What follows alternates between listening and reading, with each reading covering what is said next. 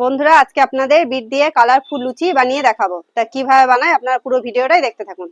প্রথমে বিটটা কেটে নেব, খোলাটা ছাড়িয়ে নেব। বিটের খোলাটা ছাড়িয়ে নিয়েছি, এবার বিটটা ছোট ছোট পিস করে কেটে নেব।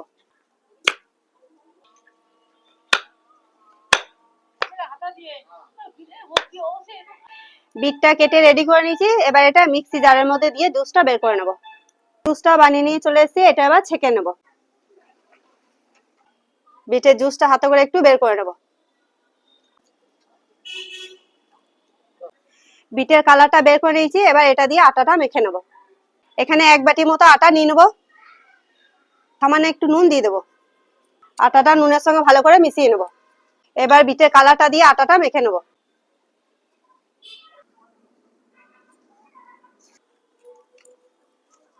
আটাটা ভালো করে মেখে নিয়েছি, এটা 10 মিনিটের মতো ঢাকা দিয়ে রেখে দেবো। 10 মিনিট হয়ে গেছে, এবার ঢাকাটা খুলে দেখে নেব আটাটা কত সফট হয়ে গেছে। দেখুন, আটাটা হাতে করে একটু মেখে নেব। আটাটা ভালো করে মেখে নিয়েছি, এখান থেকে ছোট ছোট করে লেচি কেটে নেব। ঠিক এই সাইজেরই লেচিটা কাটবো।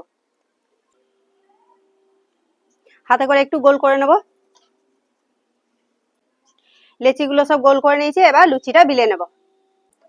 সামান্য একটু এখানে তেল মাখিয়ে নেব, দিয়ে এবার লুচিগুলো বিলে নেব।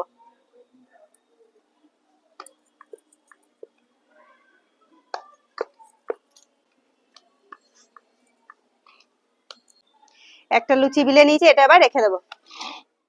লুচিগুলো বিলে সব রেডি করে নিয়েছি, এবার এগুলো ছেঁকে নেব। তেল গরম হয়ে গেছে, এবার লুচিগুলো একে একে ভেজে নেব।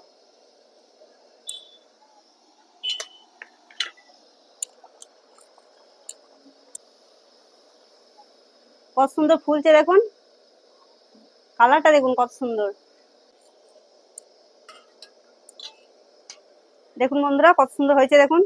তা এইভাবেই একে একে ভেজে নিয়ে আপনাদের দেখাচ্ছি।